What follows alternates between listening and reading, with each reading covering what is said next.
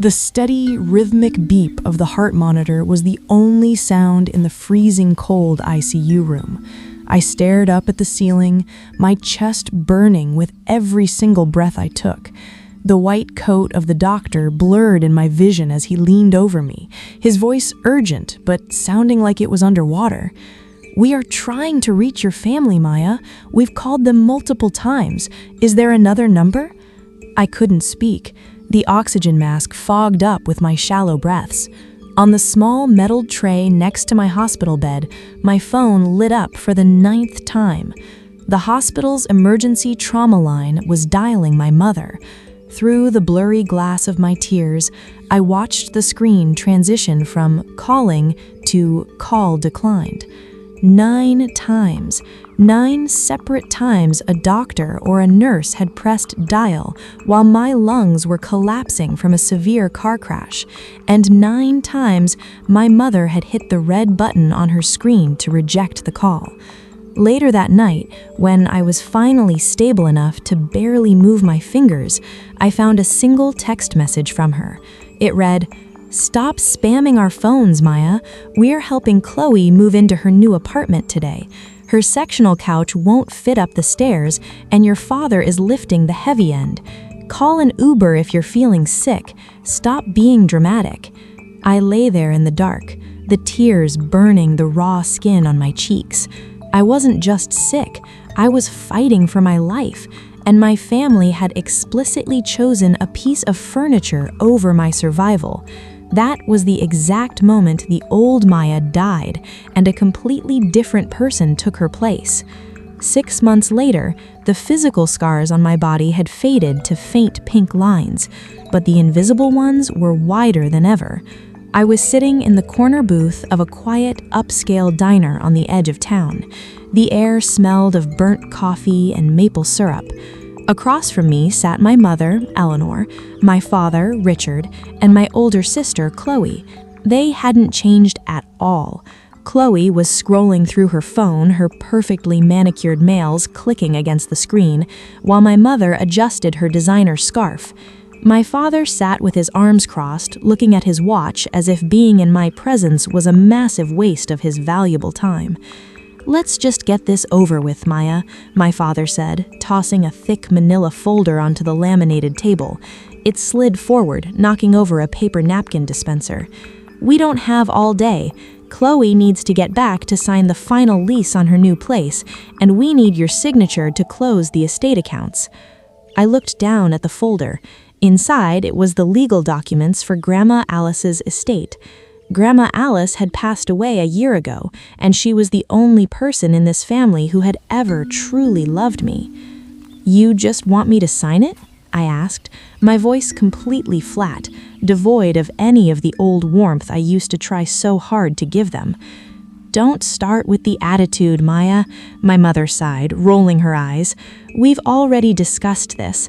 The big house belongs to the family, but since Chloe is getting married and starting a family of her own, it only makes sense for her to take the deed. You're just a single girl living in a small apartment.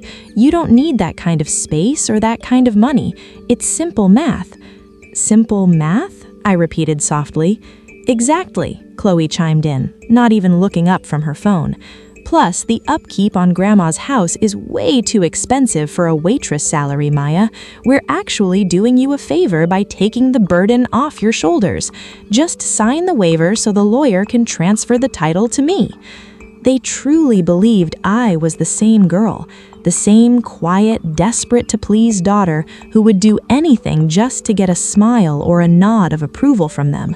They thought I would blindly sign away my entire inheritance, the only thing Grandma Alice left specifically to protect me. What they didn't know was that I wasn't alone anymore. Under the table, my hand was resting on my own folder, a folder filled with financial records, phone logs, and legal notices. They thought they were here to corner me into giving up my future. They had no idea they were walking directly into a trap I'd spent the last 6 months carefully building. To understand how we got to that diner table, you have to understand what it was like growing up in our house. In the Smith household, there was a very clear, unspoken rule. Chloe was the gold, and I was the dirt that made her look shiny. Chloe was older by 2 years. She was beautiful, popular, and incredibly manipulative from a very young age.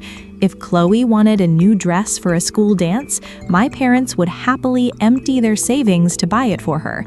When I needed a new pair of shoes because my sneakers had holes in the soles that let the winter slush seep through, my mother would tell me to wear extra socks or stop walking so heavy. I remember my 12th birthday vividly. I had asked for a small art kit, just some colored pencils and a sketchbook. For weeks leading up to the day, my mother promised we would have a special dinner. But on the morning of my birthday, Chloe woke up with a mild sniffle. She cried and said she felt too sick to stay home, but too tired to go out. My mother completely panicked. She canceled my birthday dinner, spent the entire evening rubbing vapor rub on Chloe's chest, and ordered Chloe's favorite takeout. My birthday present was a pack of generic ballpoint pens from the kitchen drawer wrapped in a paper towel. "Chloe needs us right now, Maya," my mother had whispered sharply when she saw the tears in my eyes. "Don't be selfish. Your birthday happens every year. Chloe's health is important." The only sanctuary I ever had was Grandma Alice's house. Grandma Alice was my father's mother, but she was nothing like him.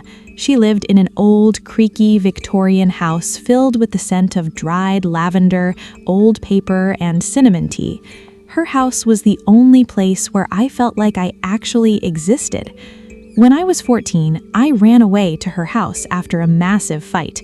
My parents had given my bedroom to Chloe because Chloe decided she needed a separate closet room for her growing wardrobe.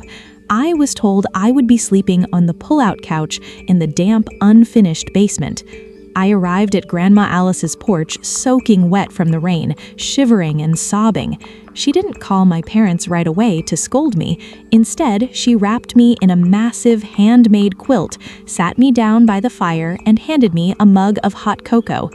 "You have an iron spine, little bird," Grandma Alice told me that night, wiping a stray tear from my nose with her warm, wrinkled thumb. "I see how they treat you.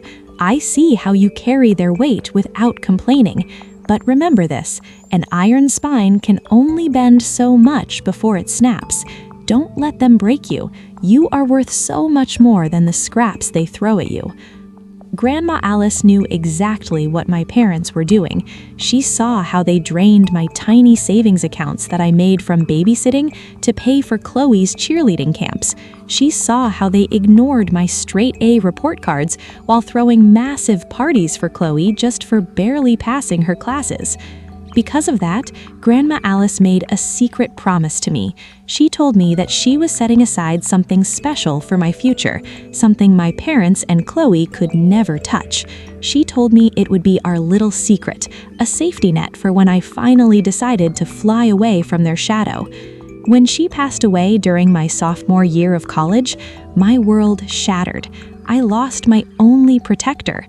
At her funeral, while I was sobbing uncontrollably near the casket, my mother and Chloe were already whispering in the back row about the value of Grandma's antique jewelry and how much the Victorian house would fetch on the open market. They didn't shed a single tear for the woman who had anchored our family. They only saw dollar signs. After Grandma Alice died, the dynamic in our family shifted from subtle neglect to aggressive financial demands. I was working 2 jobs while trying to finish my degree in accounting. I worked mornings at a local bakery and nights as a waitress at a busy downtown diner. I was exhausted. My skin was pale, and I was living off black coffee and leftover bread. One evening, my parents called me over to their house for dinner.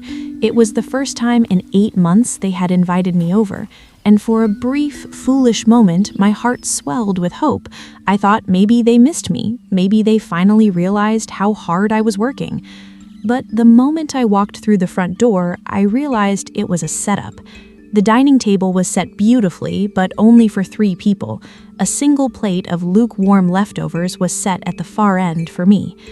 "Maya, sit down," my father said, tapping his fingers on the wooden table. "We need to talk about Chloe's wedding." Chloe had recently gotten engaged to a guy named Bradley, who came from a very wealthy, old-money family. Chloe was determined to have a massive six-figure wedding to impress his parents. Chloe found the perfect venue, my mother said, her eyes shining with an excitement she had never once directed toward me. It's a beautiful vineyard upstate, but the deposit is $30,000, and we are a bit short this month because your father invested heavily in a new business venture. That's great for Chloe, I said cautiously, taking a small bite of the cold chicken. But what does that have to do with me? Chloe slammed her fork down on her plate, her face twisting into a pout. Mom, look at her. She's doing it again. She's acting like she's completely separate from this family. Maya, my father's voice dropped into a dangerous low register. Don't play dumb. We know you've been hoarding money from your 2 jobs. We also know Grandma Alice left you a small savings bond when she died. We need you to transfer that money to your mother's account by tomorrow morning to cover Chloe's venue deposit. I froze. That savings bond was only $5,000, but it was my absolute emergency fund. It was the money I was saving to pay off my final semester of tuition so I could finally graduate debt-free. I can't do that, I said, my voice trembling but firm. I need that money for my tuition. I graduate in 4 months. If I don't pay the bursar's office, they won't let me walk across the stage, and I won't get my degree. My mother let out a sharp, mocking laugh. A degree? In what, Maya? Accounting? You're just going to be sitting in a dark office counting other people's success anyway. Chloe is marrying into the upscale elite. Her wedding is a reflection on this entire family. Your little school project can wait a year. No, I said, standing up from the table. My heart was pounding against my ribs like a trapped bird. I've worked 80 hours for that money. I sleep 4 hours a night. I am not giving my tuition money so Chloe can have a chocolate fountain at her wedding. The silence in the room was suffocating. My father stood up, towering over me, his face red with anger. You ungrateful little brat. Everything we have ever given you, the roof over your head growing up, the food in your mouth, and you refuse to help your sister when she needs it most? If you walk out of this house without agreeing to help, do not call us for anything ever again. You are on your own. I've always been on my own, Dad, I whispered. I walked out of that house into the cold night air, tears streaming down my face. For the next 3 months, the silent treatment was absolute. They blocked my number, deleted me from the family group chats, and completely ignored my existence. I found out through a cousin's Instagram post that they had thrown a massive engagement party for Chloe. Everyone was invited, except me. My health began to rapidly deteriorate. The stress of working 2 jobs, keeping up with my heavy course load, and dealing with the crushing emotional weight of my family's rejection took a severe toll on my body. I developed a persistent, deep cough, and my chest constantly felt tight. When I mentioned it to my mother in a brief email, hoping for a shred of maternal comfort, she simply replied, "Stop making everything about you. Drink some tea and stop complaining." It was a rainy, miserable Friday night in late November when everything finally collapsed. I had just finished an 11-hour shift at the diner. My feet were throbbing, my head was spinning from a high fever I had been trying to ignore all day, and the rain was coming down in thick, blinding sheets. I got into my old, beaten-up compact car. The windshield wipers were old and barely cleared the water from the glass. As I drove down the winding 2-lane highway toward my apartment, my vision started to blur. The fever was making me dizzy, and my chest felt like an anvil was sitting on it. I remember seeing the headlights of a massive semi-truck hydroplaning around a sharp curve ahead of me. The bright white lights blinded me completely. I tried to slam on my brakes, but my car slid on the black ice hiding beneath the pooling rainwater. There was a horrific sound of tearing metal, the explosive boom of an airbag, and then absolute crushing darkness. When I woke up, the smell of copper, ozone, and hospital antiseptic filled my nose. I couldn't move my arms or legs. A bright red light was flashing above my head, and a team of doctors was cutting my clothes off with trauma shears. "She has internal bleeding in her abdominal cavity," someone yelled. "Her blood pressure is dropping rapidly. Get her to the operating room, now." As they wheeled my gurney down the bright hallway, a kind-faced nurse named Sarah held my hand. "Maya, can you hear me? We need to contact your family. Your phone was smashed in the crash, but we pulled your emergency contact info from your medical records. We are calling them now, okay? Just hold on." I managed to nod weakly before the anesthesia took over and dragged me under. What happened while I was unconscious in that operating room was something I wouldn't find out until 2 days later, when I finally woke up with a thick breathing tube down my throat and machines whirring all around me. Nurse Sarah was checking my vitals when she saw my eyes open. She looked at me with a profound, deep sadness in her eyes, a look of pure pity that made my stomach drop faster than the elevator ride to the ICU. Once the doctor pulled the breathing tube out and I could swallow a few sips of water, Sarah sat down in the plastic chair next to my bed. She was holding a printout from the hospital's administrative log. "Maya," Sarah said softly, her voice barely a whisper, "I think you need to see this. As a nurse, I've seen a lot of things, but I think you deserve to know the truth about what happened while you were in surgery." She handed me the paper. It was a digital log of the calls made from the hospital's main emergency trunk line to my designated primary contact, my mother, Eleanor Smith. The first call was made at 11:42 p.m., right as my car arrived via ambulance.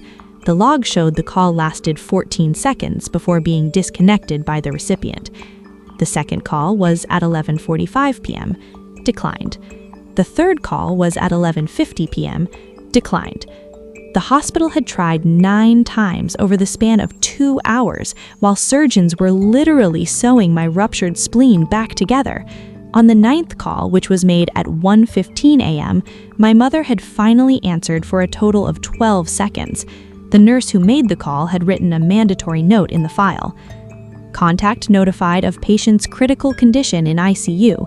Contact responded that she was currently in the middle of a major family relocation project for her eldest daughter and could not be disturbed by non-emergency spam. Contact stated that if the patient was truly injured, she should have been more careful, then disconnected the line. My hands shook so violently the paper rattled like dry leaves. I reached for my personal phone, which the hospital staff had placed in a plastic baggie. The screen was cracked across the center, but it still turned on. I opened Facebook. There, right at the top of my timeline, was a post from my sister, Chloe, uploaded at 12:30 a.m., exactly when I was flatlining on the operating table. It was a photo of my mother, my father, and Chloe standing in a beautifully lit luxury apartment. They were all holding slices of pepperoni pizza, laughing hysterically and raising plastic cups in a toast. The caption read, "Moving day success. Huge thanks to the best parents in the world for spending their entire Friday night helping me move my massive new furniture into my dream home. Family is everything. New beginnings." Not a single one of them had called back. Not a single one of them had come to the hospital. They knew I was in the trauma center and they chose to stay and eat pizza because Chloe's sectional couch was higher priority than my literal survival. I spent 3 long weeks in the hospital entirely alone. My parents never showed up. Chloe never sent a text. The only visitor I had was Nurse Sarah, who brought me extra magazines and high-protein shakes from the cafeteria during her breaks. When I was finally discharged, my body was weak, but my mind was sharper than it had ever been in my entire life. The illusions were completely gone. The desperate desire to be loved by them had been completely burned out of my system, replaced by a cold, hard, calculating resolve. I moved back into Grandma Alice's old Victorian house. Because she had left the physical property to me in a small, separate personal deed years before her death, my parents couldn't legally kick me out of it, though they had been trying to pressure me to sell it for months. One rainy afternoon, while I was cleaning out Grandma Alice's old mahogany writing desk to organize my medical bills, I noticed something strange. The bottom drawer of the desk didn't go all the way to the back panel. There was a hidden gap of about 3 inches. Using an old butter knife from the kitchen, I carefully pried up the false bottom of the drawer. Inside lay a dusty navy blue leather folder tied with a faded white ribbon. My heart hammered against my ribs as I untied it. Inside were bank statements, legal trust documents, and a handwritten letter addressed directly to me in Grandma Alice's elegant cursive handwriting. The letter read, "My dearest Maya, if you are reading this, it means I am gone, and I fear your father and Eleanor have done exactly what I worried they would do. They believe money is the only measure of worth. Years ago, your grandfather and I set up a massive educational and lifestyle trust fund for both you and Chloe. It was funded by our family business shares. Because your father is a reckless investor, I made sure the trust required independent oversight once you turned 25.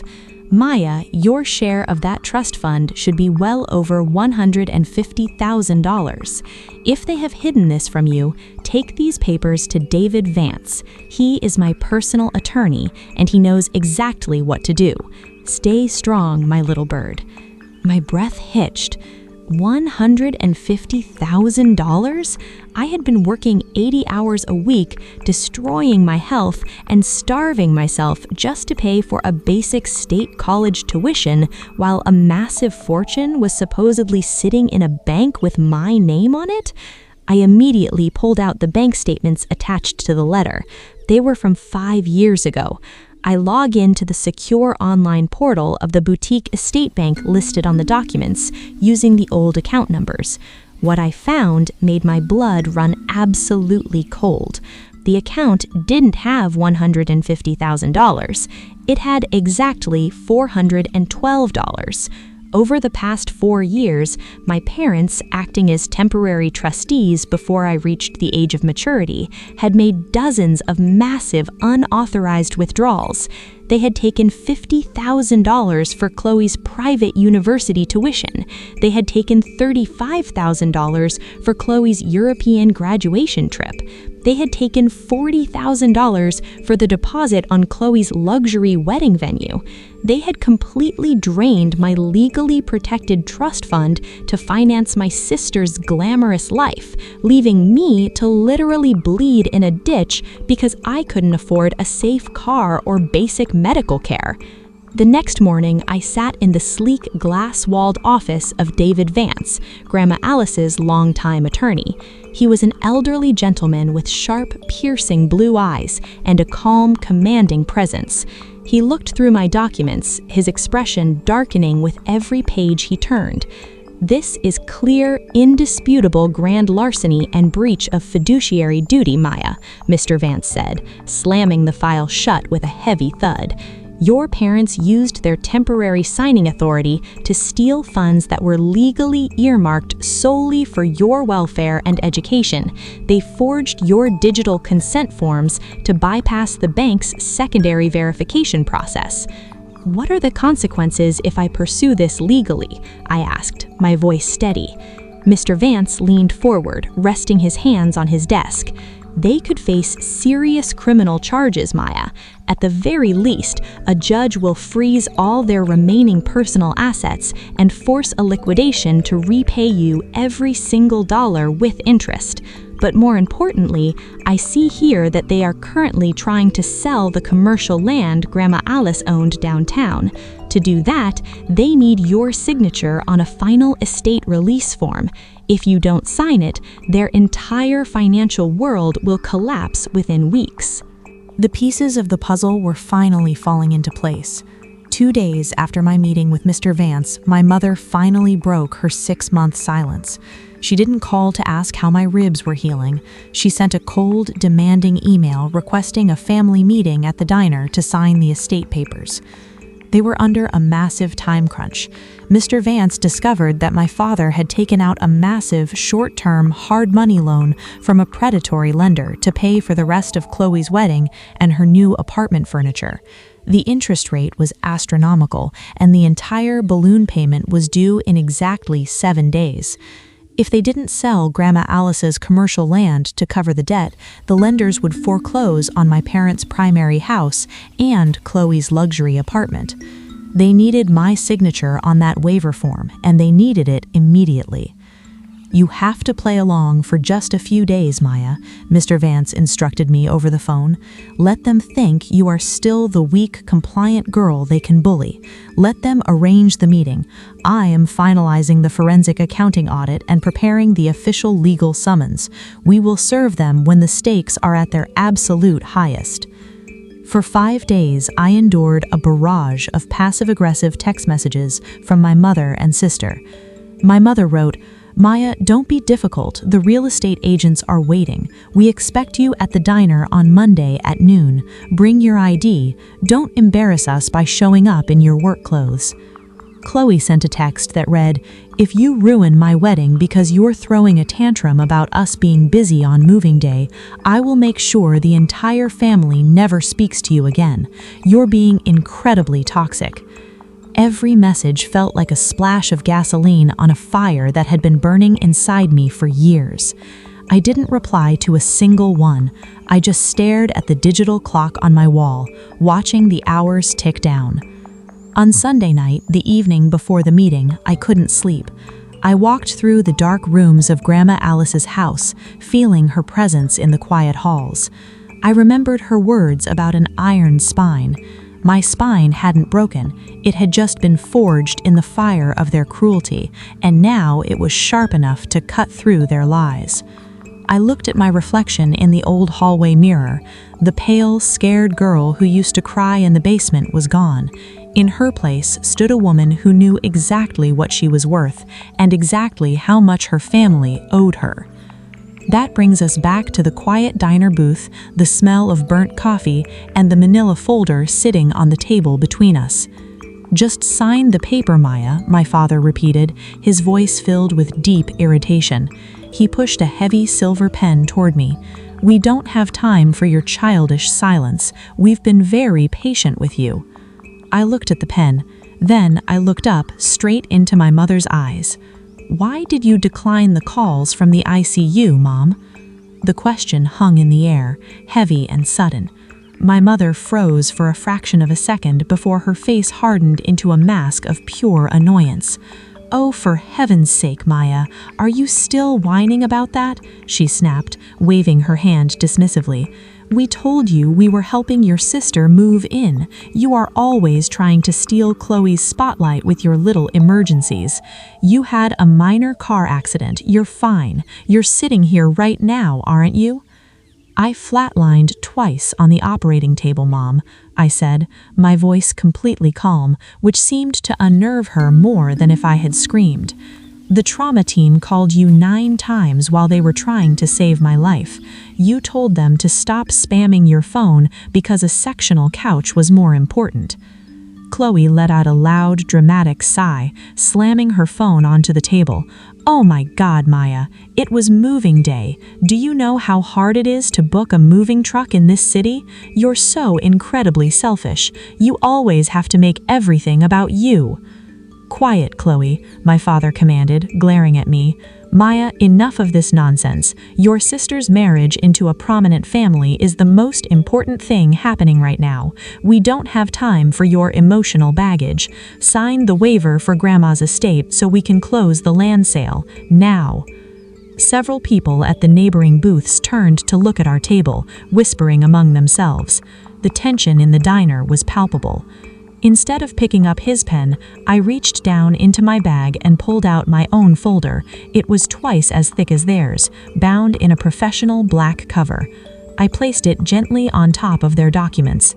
"I'm not signing your waiver," I said clearly. My father's face turned an angry, deep shade of purple. "You will sign it, or so help me God, I will cut you off from this family completely. You will be dead to us." "I was already dead to you at 11:42 p.m. on November 24th, Dad," I replied, leaning forward. "But today, you're the ones who are going to have to pay." I opened my black folder and slid the first document toward my father. It was a certified copy of the forensic accounting audit from the boutique estate bank. "What is this?" my father muttered, his brow furrowing as his eyes scanned the columns of numbers. "That is the paper trail of the $150,000 you stole from my legally protected trust fund over the past 4 years," I said, my voice cutting through the quiet diner like a razor blade. My mother's face drained of all color instantly. She gasped, her hand flying to her mouth. Where did you get that?" "Grandma Alice left a duplicate set of records in her desk," I said, looking directly at Chloe, whose smug expression was rapidly dissolving into confusion. "You used my inheritance to pay for Chloe's private tuition, her European vacations, and the $40,000 deposit on her wedding venue. You forged my signature on the digital release forms. That is a federal crime. It's called grand larceny, bank fraud, and breach of fiduciary duty." "Maya, listen to me," my father stammered, his voice suddenly losing all its dominant power, replaced by a desperate, high-pitched tremor. We were going to pay it back. It was just a temporary loan for the family." "A loan requires consent, Dad. You stole from me while I was working 80 hours a week and destroying my health. You left me with a car that had no brakes, which nearly killed me, while you were spending my money on luxury apartments for Chloe." I slid the second document forward. It was an official legal summons from the county court, signed by David Vance. "Tomorrow morning, Mr. Vance is filing a formal lawsuit against both of you for the full restoration of the trust funds, plus statutory interest and punitive damages," I said. "We have already filed an emergency injunction. A judge signed it an hour ago. All of your personal bank accounts, including the estate clearance accounts for Grandma's commercial land, have been frozen effective immediately." My father gasped for air, clutching his chest as if he were the one having a medical emergency. No, you can't do that. The balloon payment on my business loan is due in 2 days. If those accounts are frozen, the bank will foreclose on our house. We will lose everything." "Then I guess you should have thought about that before you hit the red button on your phone 6 months ago," I said, my voice completely cold. Finally, Chloe realized what was happening. She grabbed my arm, her eyes wide with terror. "Maya, wait, you can't do this. If the accounts are frozen, the wedding venue will cancel my reservation. Bradley's family will find out. My wedding will be ruined." I calmly but firmly removed her manicured hand from my arm. "Your couch fit up the stairs, Chloe. I'm sure you'll find a way to fit into a smaller wedding." The fallout from that meeting at the diner was swift, brutal, and entirely deserved. My parents tried to call me 50 times over the next 48 hours, but this time I was the one hitting the red button. I blocked their numbers, their social media accounts, and every single avenue of communication. They had no choice but to face the full weight of the legal system. To avoid a high-profile criminal trial that would carry actual prison time for bank fraud, my father was forced to make a settlement deal with Mr. Vance. They had to immediately liquidate their entire retirement portfolio, sell their luxury vehicles, and take out a massive, soul-crushing mortgage on their primary home to pay me back every single dollar they had stolen from my trust, a total of $180,000, including interest and legal fees. Because their funds were tied up in the settlement, the short-term loan on my father's business defaulted. The commercial land Grandma Alice owned was seized by the court and transferred entirely into my name as the sole legal heir who hadn't breached contract. My parents were left on the absolute brink of total bankruptcy, forced to live in a tiny, rented 2-bedroom house on the bad side of town. But the most devastating blow to them came from Chloe's side. When Bradley's wealthy, old-money parents found out about the massive financial scandal and the looming lawsuits for grand larceny, they were completely horrified. They didn't want their family name dragged through the mud of a public fraud case. Bradley broke off the engagement with Chloe just 3 weeks before the scheduled wedding date. He canceled the luxury apartment lease, took back the diamond ring, and left Chloe entirely on her own.